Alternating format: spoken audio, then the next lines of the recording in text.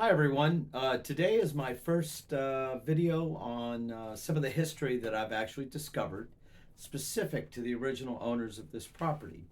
But more so, it anchors itself into the origins of Unionville, Virginia, and my personal quest to better understand the arc of Unionville from the beginning, uh, hopefully going back to early 1700s to some of the first settlers out here. But in my research, I've come up with a lot of material, and I've been said, "Hey, you need to bring this forward.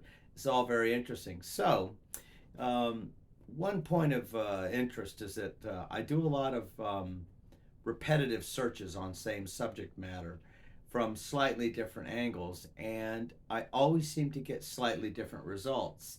And sometimes they may be a little off track, but sometimes I get to strike gold. So I'm going to read to you an article, the Orange County News, dated November 27th, 1930. I think you'll appreciate this. So pardon me while I turn my head down and read this, but I think the words speak for themselves.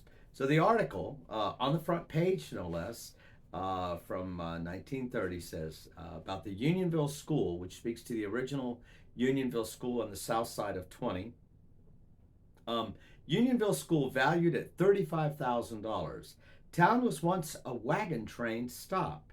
85 years ago, two dwelling houses made up the village of Unionville. One, the residence of James T. Clark, which is my residence, the other of a Middlebrook family, long since moved from the state. Today, this village is spread for nearly a mile along the 18-foot hard surfaced highway that connects Orange and Fredericksburg. It now has modern business houses, modern churches, and a $35,000 school building. This village was named after a Union church, which stood where the cemetery of the Christian church is now. And you can visit that now, actually, behind the Unionville Christian Church. The Union Church was the first built in the community and was used both as a house of worship and as a school. Unionville is situated on the Virginia Central Railway. Now, that's the old railway that goes down the bottom of my yard, but no more. But you can see remnants of the topography where the train had run through. And basically, this is, if you know where Village Feed Store is, they kind of put their building right in the middle of the old, they excavated and dug all that out. But following along there, headed toward the intersection of 522 and Route 20, and then going over onto the north side of 20. So anyway, Unionville is situated on the Virginia Central Railway, 8 miles from Orange and 30 from Fredericksburg. Among its present business houses are 3 general merchandise stores, a mill, a food store, several filling stations, a service garage, and a pulpwood and lumber business. After the old plank road, surveyed by William Mahone, afterward a celebrated Confederate general, was completed, a tavern was built several hundred yards east of the Clark residence. And so that would be from where my home is. I'm guessing round about just past where Unionville Tire is on some side of the road, or maybe a bit closer. We're going to dig into that. Where were we now? Oh, here we are. A tavern was built several hundred yards east of the Clark residence. Changes of horses for stages were kept in the stables of this tavern. A field near the Clark residence was a favorite camping ground for wagon trains and herds on their way from the Valley of Virginia to market in Fredericksburg. Now that's interesting. Let me repeat that again. A field near the Clark residence was a favorite camping ground for wagon trains and herds on their way from the Valley of Virginia to market at Fredericksburg. So then that would suggest that they were coming from the west side in the Shenandoah Valley, and I suppose through Stanton, and down 33, if you will, Southwest Mountain Pass, as they call it. And that would explain why it wouldn't be coming from, say, for example, crossing over at Germanna Ford, because they would actually be coming from, I would imagine, Stanton and back in that area in the valley. But that's all very interesting. Um, Here we are. The original unit. Okay, here we are. On their way to market at Fredericksburg. Sorry, I'm a little tired today, but I think you'll appreciate the content, and we'll just call it a pregnant pause. The site of Unionville's first school, a log cabin with dirt floor, is within a short distance of the present agricultural high school. The original unit of the present building was built in 1907 and consisted of 4 rooms. This has been remodeled, an auditorium has been built, a light plant installed, until it is now valued at $35,000.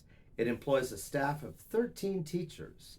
The first enterprise, other than mercantile, was begun by John W. and Franklin W. Clark after the Civil War. Now, both John W. and Franklin W. Clark, those are both the sons of James T. Clark, who grew up in this house. So that's very interesting. J.W. Clark was in the Wise Artillery during the Civil War, and then his brother Franklin, I believe if I have it correct, was part of the local guard around here. He was too young to fight in the Civil War, but he was part of the local militia, I guess, that guarded in and around Unionville. So that's all very interesting. The first enterprise, other than the mercantile, was begun by John W. and Franklin W. Clark after the Civil War.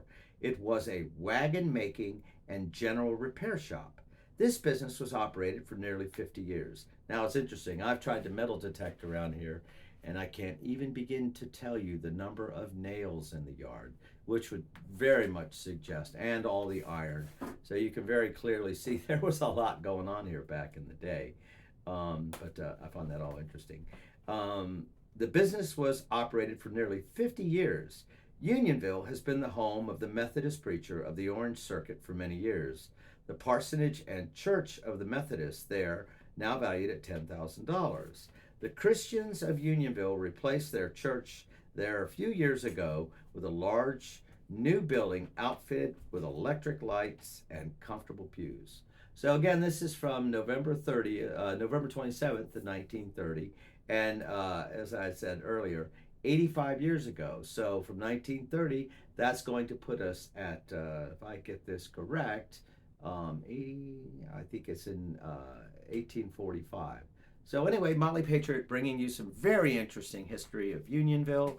And we have some other oral traditions that we found at the Historical Society. Susan Melinda Wall had written, as well as a lot of the other descendants. And in their descriptions, they actually talk about sitting in the cabin in the front of my house in the 1800s for Christmas. And it's just a wonderful, it's a wonderful and fortunate event that we have been able to find some of this early oral tradition. And of course, these folks, the Clarks, very pious, very religious folks. I think it's a fair assumption, and I think it's a good statement to suggest that they're not going to be fibbing and embellishing too awful much. They were well regarded, and everything that I've read from them has proven out accurate as I find more and more historical reference. So, Motley Patriot, bringing to you the history of Unionville, Virginia. I hope to do a long series on this, and thanks for tuning in. Like and subscribe. Tell your friends. We're always looking for more subscribers. Try to get this history bug out there and see if we can't get everyone to catch it. Again, Motley Patriot, thanks for tuning in. Take care.